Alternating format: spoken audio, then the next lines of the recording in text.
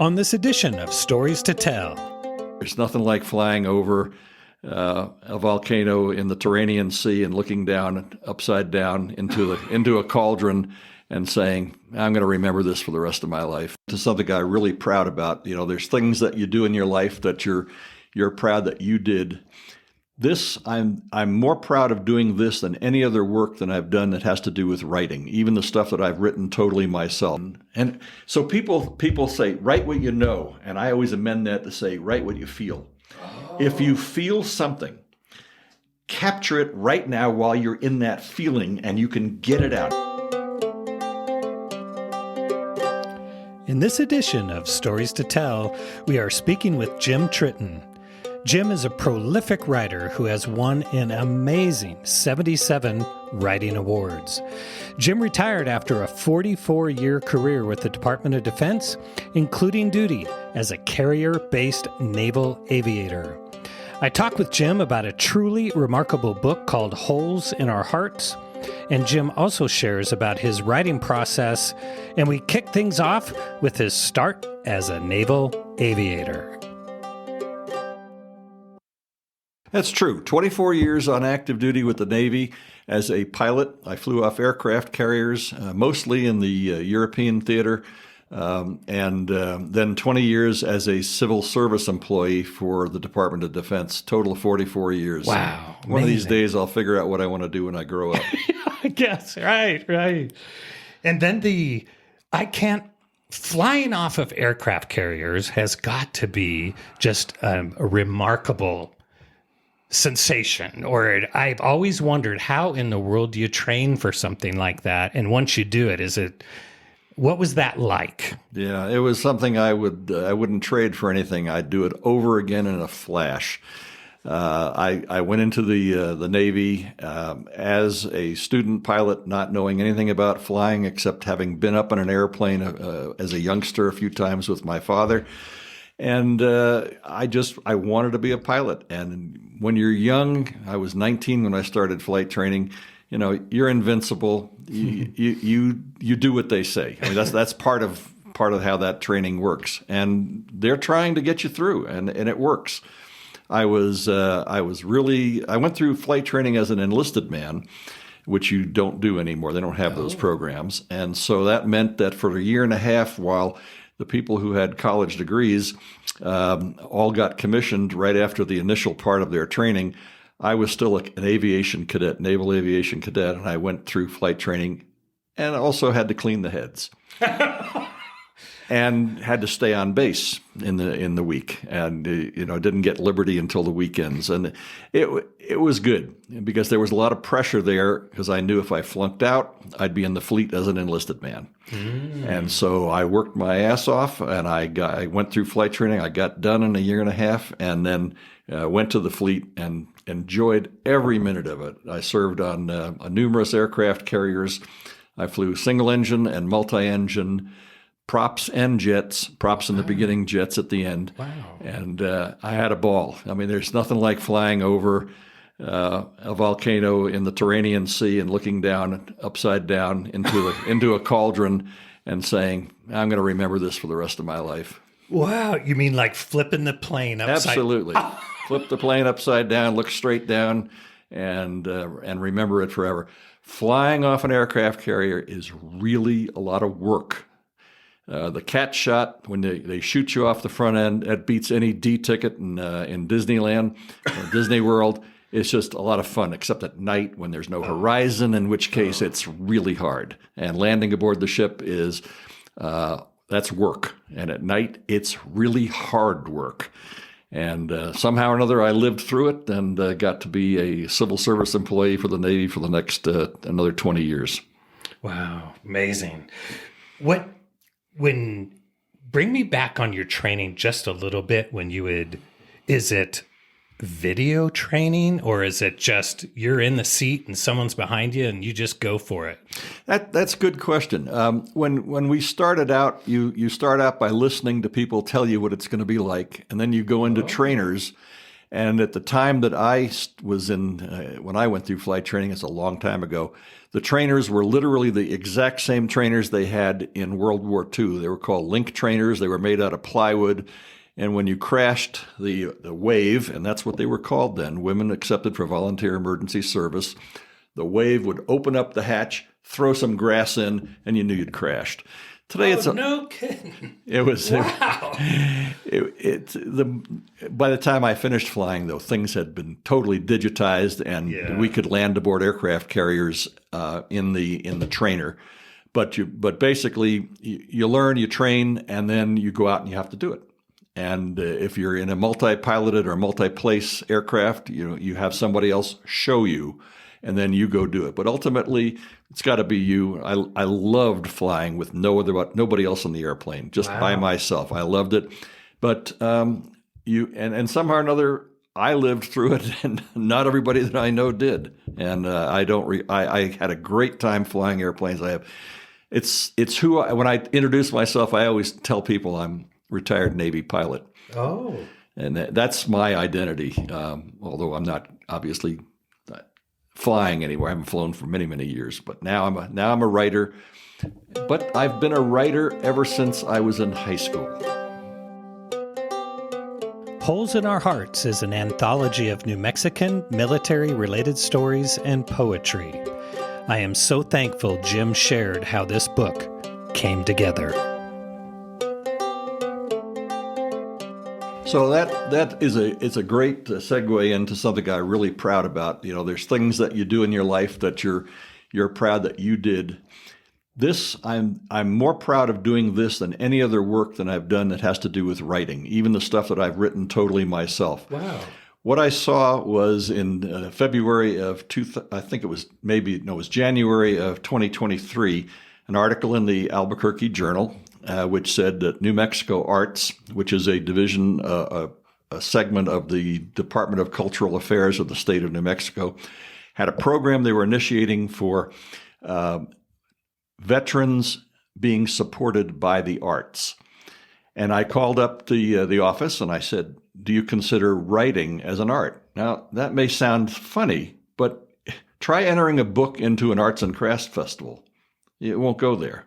They don't. Most artists, visual artists, don't consider literature as an art. They did.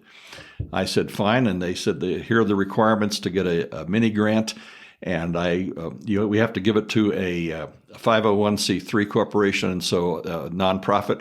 So I am a member, and I approached Southwest Writers, and I said, I think I can get this grant. I'll write it up, and here's what I have in mind.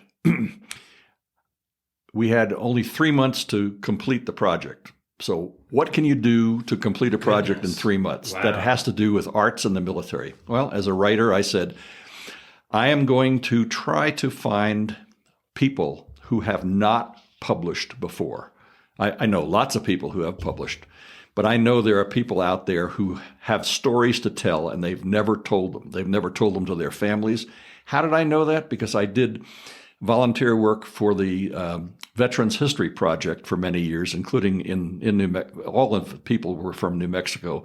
And I would interview veterans about what they had done in the service, many of which have now passed on.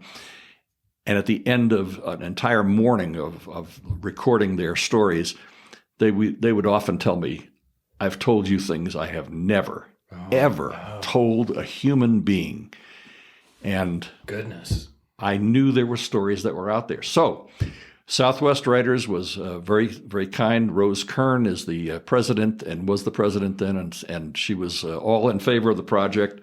And we went out and recruited people, and we told basically veterans, family members, or active duty, or caregivers, write a story, got a word limit so that we didn't end up with people publishing whole books. Yes. Send me your story, and we'll see if we can get it published. And at that point, I worked very hard on the people who had never published, or maybe they had published a letter to an editor, something minor in the church bulletin. Yes. But nothing, they'd never written a story.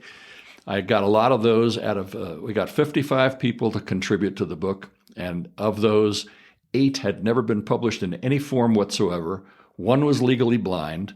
We had 2 people that don't own computers or cell phones. Wow. And we got their handwritten stuff, and we transcribed it and made it into a digital format, and then we put it into, got it into a book format. We had another dozen that maybe had just published something in the church bulletin, something minor. Yeah. But those are the ones I was the most proud of. And the combat veteran from Korea, who was 93 when he published, he'd never been published before. Wow. Wrote it all longhand. And God, I just felt so good when those guys and the women were able to tell their stories. Yes. And the recognition for that was given recently with New Mexico Presswomen in the annual communications contest. And the book won a second place for an anthology. And I know you've had the first place winner on, and she deserved it too. I won first place as the editor for the book because of all the work that had to go into to putting it in English. There was an awful lot of people who we took their work. We made it into English. I had 2 good folks that helped me with it. Joe Badal, who is a well-known local author, and another fellow by the name of Dan Wetmore, who is a poet. And half of the book is poetry, and I don't do poetry. So I needed an expert, and Dan was that. And so the 3 of us share the first place award for that book. So we got a grant to do it, and then the New Mexico Arts gave us a second grant to purchase copies, and they were sent to all of the libraries, all public libraries in the state of New Mexico. That's great. I can tell that even to this day, it's a very emotional thing for you. It's something you're very proud of, and you should be. Can you talk a little bit more just about where that heart comes from? Is there anything from maybe even your own background or a particular story from the book? You mentioned that gentleman that was from the Korean War, or anything else? Yeah, you said that you were intrigued by the cover, for example. So I'm gathering up all the stories. Rose is putting it into the book format. That was what she did, her contribution to that. Rose Kern from Southwest Writers. The book is and we didn't have a title, and we didn't have a cover. And I kept telling people, don't worry about it. Just, it'll come. It will come. I don't know what it is yet, but it will come. And when it comes, it will be the answer. So about 2 or 3 weeks before we needed to send it off to the publisher for the printing, I was in a house in Albuquerque where a good friend of mine, Steve Borbas, who is a emeritus professor from UNM, was receiving an award.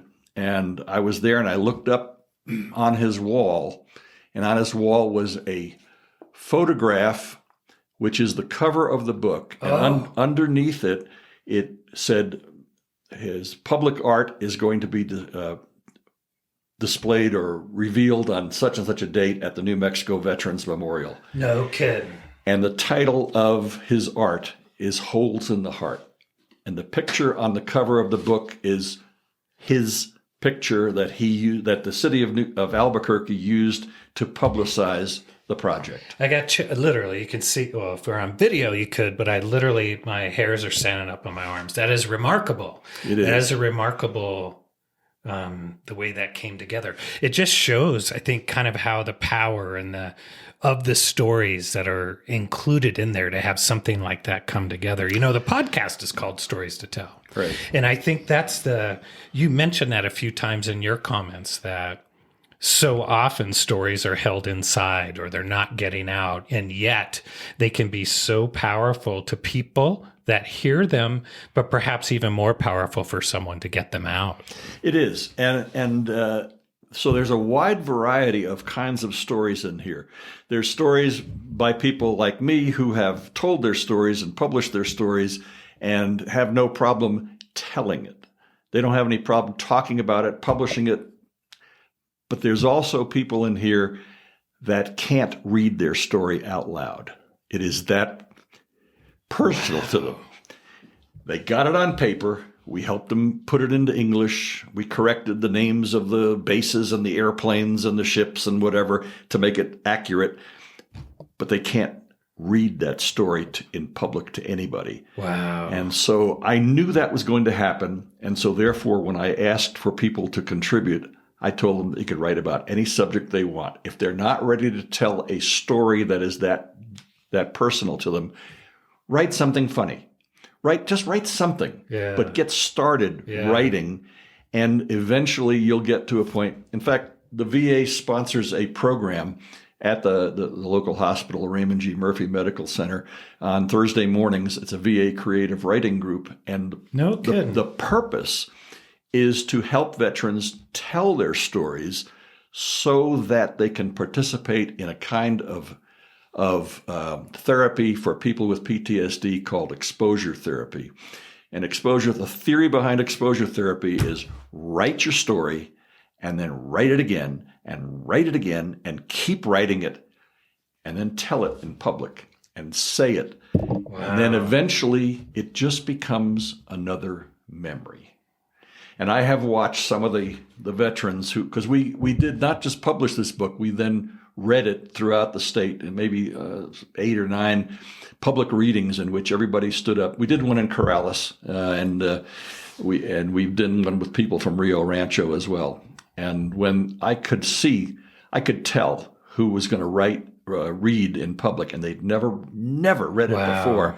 And I watched the transition. That's what I was just going to ask. I could see it, and I knew that there was healing going on. Yes.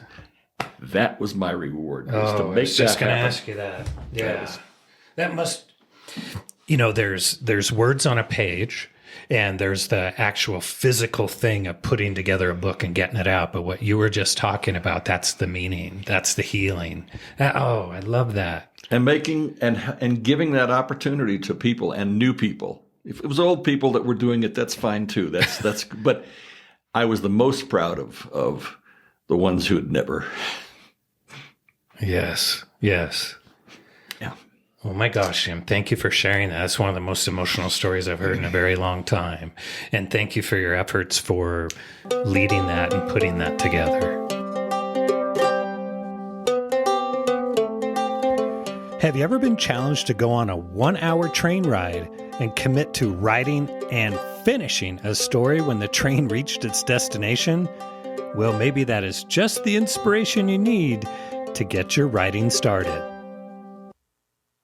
The wide, and I mean wide, variety of things that you write. I think it's more common for an author just to find a niche and just get after it, whether it be a mystery or cowboys or whatever it might be.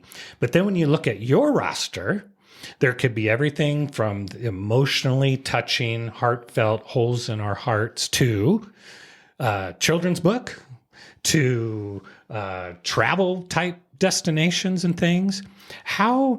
Talk to me a little bit about that. Where does that breadth of stories, where does all that come from? Good question, and one I hope that I can inspire some of the readers, the listeners who are out there in being able to realize that it's not, you don't have to pick one. And so I literally started writing in high school, where Judy Salador and I, as seniors, wrote a column for the Gorton News. Wow. And it was called Harvey's Corner. And Harvey's Corner was fake. We were into fake news before it was fashionable. We just made it up, and we had a ball doing it. And then when I went off into the Navy, they always need people. Well, every organization needs people who know how to write. Very true. And so I started writing in the Navy again, and I started writing about what I was doing, which was flying. So if I went out and did something really stupid, I wrote about it and sent it off to a safety magazine, usually without my name, and said, I've seen this happen. This is a story. I saved all of those, and I realized, okay, this is something I'm pretty good at. So I got published 3 or 4 times in the Navy for writing those kinds of aviation stories. And then, although I went through flight training as an enlisted man without a college degree, I ended up going, the Navy sent me for 2 masters and a PhD. And all of that time that I was in school, I was writing. It was all serious stuff, but I was still writing.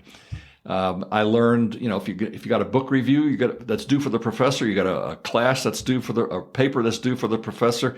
You write it up. You get all the critiques, and then you go, well, I got a pretty good thing here. Let me see if I can get this published. So I started getting things published before I started having my degrees. Wow. And I was very good at it.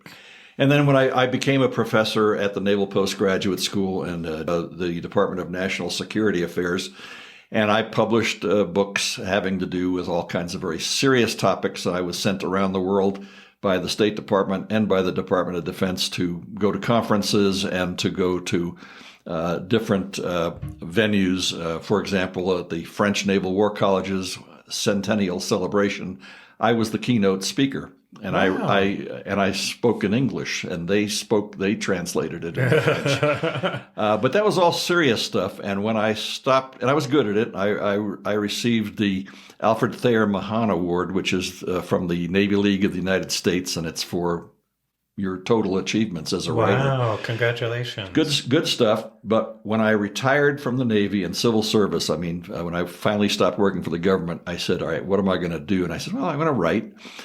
But I don't want to ever write again about what I did when I got paid to do it. And I wanted to branch out. So therein lies the beginning of why did I spread. I was narrow for 40 years. Gotcha. But after that, it was, okay, what do I want to write next? And so I went to the VA. They got a great program there at the Creative Writing Group. And I started listening to what other people had to say, and I realized everybody in this room has got PTSD, including me, and everybody in this room is really feeling pretty bad. And they're usually writing pretty bad stuff that, they're having to deal with the bad stuff. So I don't want to do that, but I want to write. So I said, I'm going to write humor. Guys, we're not the best people when it comes to emotions. We know about humor, we know about anger. Let's see, what else do we know about? Well, not many other things. But the VA taught me how to learn about my emotions and help me with my PTSD. And I was able to translate that into I was interested to know if I could explore emotions and it would help me with my healing. Wow. And it might also let me decide where did I want to write? What kind of things did I want to write? So I said, I'm going to just try everything. And when people say, well, what do you write? I say, well, it's a lot easier to tell you what I don't write. I don't write science fiction, and that's probably about it. Wow. The rest of them I've tried, including you were talking about, some horrific stuff earlier. Yeah, I've written horror. It's been a writing prompt based on a mask that I saw. And I saw something. I said, I want to write about that. The whole story kidding. I was in Mexico. The whole story just flowed through me. And I went back to the hotel and I started outlining and started writing. And it won awards. It won New Mexico Press Women First Place Award. And one of the best reviews I ever got was from another writer who said, that was really great, but please don't ever write anything like that again. I was going to say, yeah. Can I ask something about that story with in your process? This is something I was always feels. You saw an image, you saw this mask, and then right away you went and started out. Pretty quickly, you went and started outlining it. Just started flowing out of you. It did. As I was looking at the mask, Yasmin tells me she could see. Yasmin is my wife, and she is also an author, and she's an artist and a photographer. And she was with me in this shop in Mexico.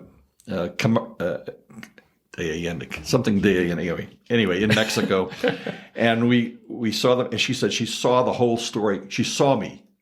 She could tell I was creating the story in my mind at the time. And it was just a matter then of going back to the hotel room and then documenting what I had created in my mind and then fleshing it out. Had you not gone back to your hotel, let's say you went surfing and you went on a cruise for the next 2 days, and then you came back to it, would it have been the same? Or do you just, once you get that inspiration, do you just have to go with it, like as soon as you can? I prefer the latter, and that's because I have learned about emotions other than anger and humor from the VA, And when I experience an emotion, and so people say, write what you know. And I always amend that to say, write what you feel. Oh. If you feel something, capture it right now while you're in that feeling and you can get it out. Now, whether that's, I crashed an airplane and I don't want to ever do that again, and this is how it felt, that's a feeling that's worth capturing. If it's the mask that you've seen that you say, God, that had to scare somebody, and then it just goes from there. Or I'm in a group of veterans at the Creative Writing Festival, annual Creative Writing Festival, and the instructor gets us all spun up, but having PTSD, and well, what do you think about those people who say thank you for your service and 13 opinions, and everybody's all and yes. We're all emotional, and he says, stop, take 15 minutes and write. You had mentioned in that previous story that how there was this 15-minute challenge, so to speak, to get some words out on the paper. In a previous episode, Sonia Dewing was on, and she talked about a lot of the books and adventures that she's been on as well. She also teaches writing, and did she put you through a challenge had something to do with the train or something? She did. Sonia is a very good person, and I have taken courses with her and also involved her in conferences where I was running the conference, and I invited her to be one of the speakers. But one of the things that I do well under pressure, not everybody does, and that doesn't mean that you have to do it this way, but it happens to work for me. We'd go to Sonia's offices downtown in the old high school, and we'd walk over to the train, get on the train, and an hour and 10 minutes later, we'd be in Santa Fe. When we got off the train in Santa Fe, you better have a story written. Wow. And I did that, and the 2 times I've done that with her, both of those have won awards and been published multiple times. Well, let's circle back before we forget, too, on this idea of the breadth of your skills and your passions for getting the words out, because in addition to Holes in Our Hearts, you also brought a couple of other examples that demonstrate this wide path that you take in your writing, including something to do about visiting the Pope. That's true. So at this last New Mexico Presswomen Conference, Holes in Our Heart, I was recognized as the editor of the anthology, but I won another first place for a contribution that I made to a travel book, and the travel book is labeled Rome: Centuries of Stories of the Eternal City. And while I was in the Navy, I had my then wife had come on and followed the ship and was in Italy and met me in Naples Harbor. And it was like, Jim, you'll never believe what just happened. I said, really, what happened? We were in Rome. We went to the papal audience, and the Pope held and blessed your daughter. Wow. And it was like, holy criminy. So that happened, and the papal photographer took a picture. Oh, which my goodness. And I then went, and we'd had the children. That's included in the book there, yeah. And we had her baptized aboard the USS Intrepid, which is now a museum ship in New York Harbor. And my daughter was baptized there, and the story was written. And then I went part 2, which is my son. 3 years later to be exact, my wife met me in Naples. This time I got on the train with her, or the car, or whichever, and we went up to Rome, and I went to the papal audience with my son, and we got a picture of a room the size of a football stadium. I mean, it was huge. Oh, goodness. Not a stadium, a basketball court. Okay. A big room. And I'm at one end, and I'm holding my son, who is, not a year old or something, maybe 2 years old, something like that. And all of a sudden, the Pope comes in, and he's way off in the distance. And my son is taken out of my hands and taken hand over hand from me all the way to the Pope. Oh, my goodness. And the Pope blessed him, and I got him back. I think it's the same kid. But that's amazing. I had him baptized aboard USS Independence in Portsmouth Naval Yard at the time. And so the story is basically about if it's a story about Italy and about Rome, when you're in Rome, do a papal audience. If you got a young kid, take the kid there and get the kid blessed by a pope. Now, those kids were, when I married a Catholic, I promised, I swore, I signed, you're going to have to raise the kids Catholic. I lived up to all of that, including getting them blessed by the pope.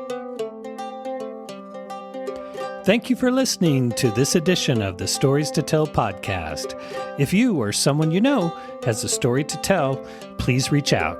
It will be a pleasure to connect with you.